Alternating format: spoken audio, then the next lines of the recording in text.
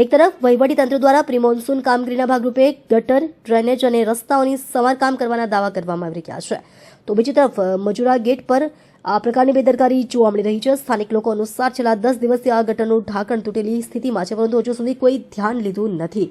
ચોમાસાને હવે ગણતરીના દિવસો જ બાકી છે। જો વરસાદ શરૂ થાય તે પહેલા આ ખુલ્લા ગટરનું રિપેરિંગ કરવામાં ન આવે તો પાણી ભરાવાના કારણે અંદર કોઈ વાહન કે વ્યક્તિ પડી જવાની ઘટના બની શકે છે। આવી સ્થિતિમાં જાનમાલનું નુકસાન થાય તો જવાબદારી કોની? આ પ્રશ્ન સ્થાનિક વિસ્તારમાં ચર્ચાનો વિષય બન્યો છે।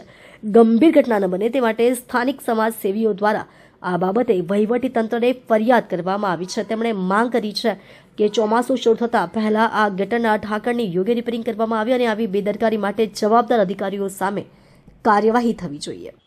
ગેટની મજુરા ફાયર સ્ટેશન જતા રોડ પર ITI કોલેજની સામે બિલકુલ આ રીતનું જે ઢાંકણ તૂટેલું છે આ ખૂબ ખતરનાક પરિસ્થિતિમાં છે। કોઈ પણ રાહદારી એની અંદર પડી શકે, બાઇક ચાલક પડી શકે અને પ્રી મોન્સૂન જ્યારે મોન્સૂન આવવાની શક્યતાઓ છે ત્યારે જે પ્રી મોન્સૂનના નામે મહાનગરપાલિકાનું તંત્ર કામ કરી રહ્યું છે એમાં ઘણી બધી ક્યાંક ને ક્યાંક કચાશો છે। ગોકળગતિએ કામ થઈ રહ્યું છે।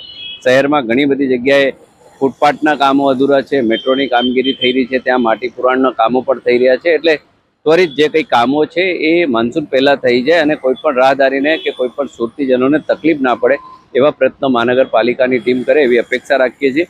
અને સુરતીજનોને એક જ કહેવા માંગુ છું કે આપને જ્યાં પણ નાના મોટા આવા સમસ્યાની તકલીફો લાગતી હોય તો અવશ્ય મહાનગરપાલિકાની ટીમને જાણ કરો, એમને ફરિયાદ કરો। ઓનલાઈન એપ્લિકેશન છે, અન્ય પણ સુવિધાઓ છે, તો તત્કાલ આવી કોઈ પણ બાબત રિપેરિંગ થાય તો કોઈની જાનહાનિ ના થાય।